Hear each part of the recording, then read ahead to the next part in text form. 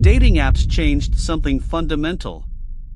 For the first time in history, finding a potential partner takes only one swipe. Millions of profiles. Endless options. But the strange part is this.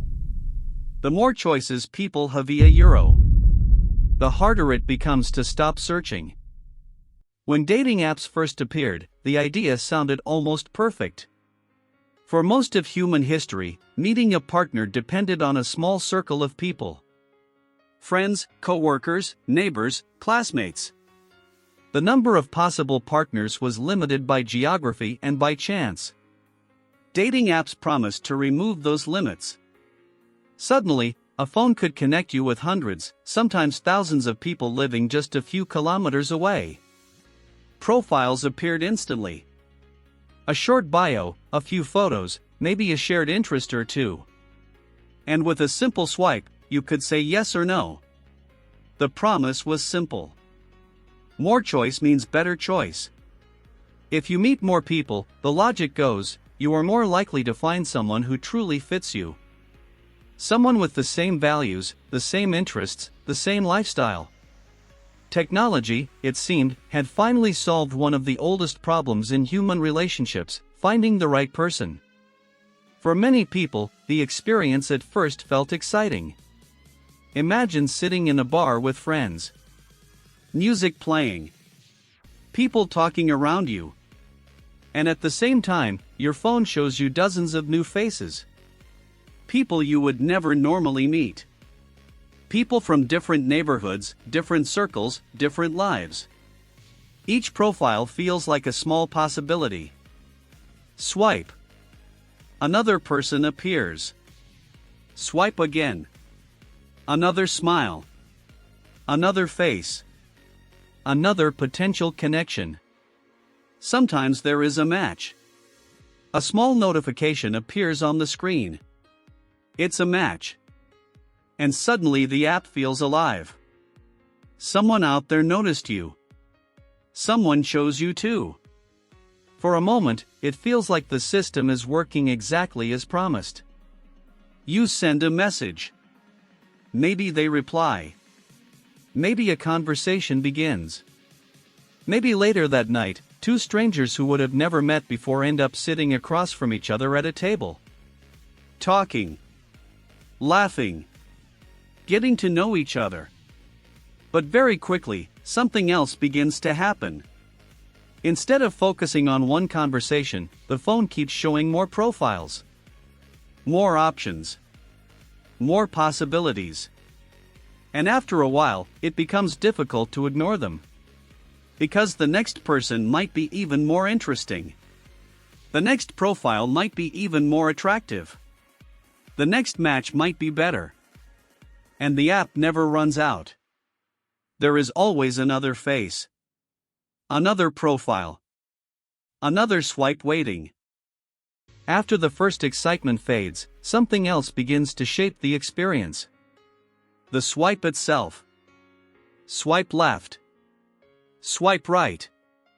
It feels like a tiny action, almost meaningless. Just a small movement of the thumb across a screen. But repeated hundreds of times, it becomes the core of how the entire system works. And slowly, the mind begins to adapt to it. At first, people look carefully. They read the bio. They check the photos.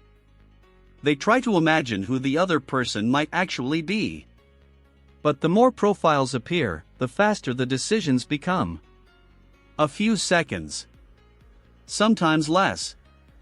A face appears. A quick impression. And then the thumb moves. Left. Right. Next. The brain begins to process people the same way it processes images in a social media feed. Fast. Instinctive. Almost automatic. And this speed changes something important. When decisions happen too quickly, people stop thinking about individuals. They start thinking about options. One option among many. Another possibility in a long stream of possibilities. And this is where dating apps become different from traditional dating. In real life, meeting someone takes time. You notice them across a room. Maybe you talk. Maybe you spend an hour together before deciding if you like them. On an app, that decision happens before a single word is spoken. Often before the person even has a chance to show who they are. A photo. A smile. A short description. That becomes the entire first impression. And because there are always more profiles coming, the brain starts to compare constantly. This one is interesting. But maybe the next one will be better. This one is attractive. But maybe the next one will be more attractive. This one seems fun. But maybe the next one will be even more exciting. The swipe creates a very specific mindset. A mindset of comparison. Instead of asking one simple question, do I like this person? The brain begins asking a different question. Is this the best option I might see tonight? And when that question appears, something subtle begins to change. Because as long as the next profile might be better euro, the search never really stops. After a while, another pattern begins to appear inside dating apps. Not everyone experiences the platform in the same way. Some people open the app and quickly receive matches, messages, and attention. Conversations start easily. Notifications appear often. The experience feels active and full of possibilities. For others, the experience can feel very different. Profiles appear. Swipes happen. But matches are rare. Messages are fewer. Conversations sometimes end quickly or never begin at all. At first, many users assume this difference is random. But over time, something else becomes clear. Dating apps are not simply showing profiles in a neutral order. Behind the screen, algorithms are quietly organizing everything. Every swipe you make teaches the system something. Every match, every message, every second you spend looking at a profile becomes information. The app begins to learn your behavior. What kind of faces you pause on. Which profiles you like. How often you open the app. And slowly, the algorithm begins shaping what you see next. Some profiles appear more often. Others appear less. Some people are pushed closer to the top of the stack. Others slowly drift toward the bottom. Most users never notice this process directly. The screen still looks simple. A photo, a name, a short bio. Swipe left. Swipe right. But the order of those faces is rarely random. The system is constantly trying to predict what will keep you swiping longer. Because time inside the app is valuable. If people lose interest, they close the app. If they close the app, the system loses attention. So the platform learns to show you profiles that keep your curiosity alive. Two people can live in the same city, use the same app, and still experience completely different dating worlds. One person may see constant matches. Another may swipe for long periods without anything happening. And slowly, this difference begins to affect how people see themselves. Matches start to feel like approval. Silence starts to feel like rejection. But often what people experience is not only human preference. It is also the invisible structure of the system itself. As people spend more time inside dating apps, another change begins to appear. It is not only the number of options that increases. Expectations begin to change as well. When the next possible match is always only a few swipes away, patience becomes harder. Small imperfections start to feel like deal breakers. A message that arrives a little too late. A joke that does not land well. A moment of awkward silence. In another context, these things might simply be part of getting to know someone. But inside the fast rhythm of dating apps, they often signal something else. Maybe this person is not the right one. Maybe someone better is just one more swipe away. And because of that possibility, many conversations end before they truly begin.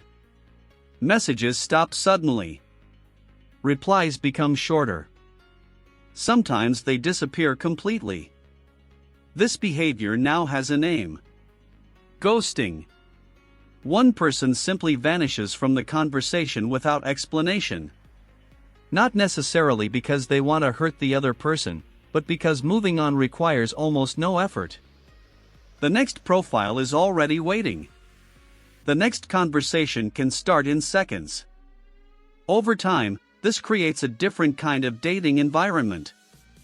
Connections become lighter, more temporary. People talk to several matches at the same time. Conversations overlap. Attention moves quickly from one person to another. And slowly, something subtle begins to happen.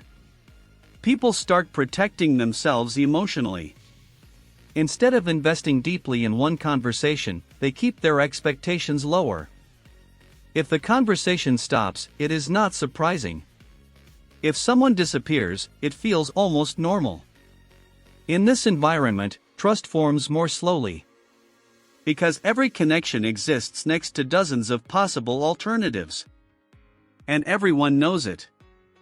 Both people understand that at any moment, the other person might simply open the app again and see someone new.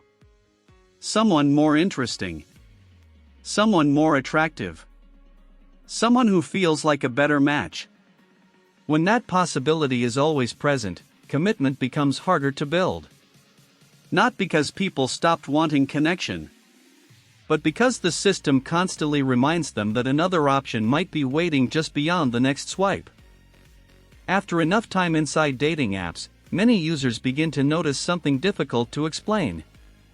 The experience does not necessarily feel better. Even though there are more options than ever before. Even though meeting new people has never been easier.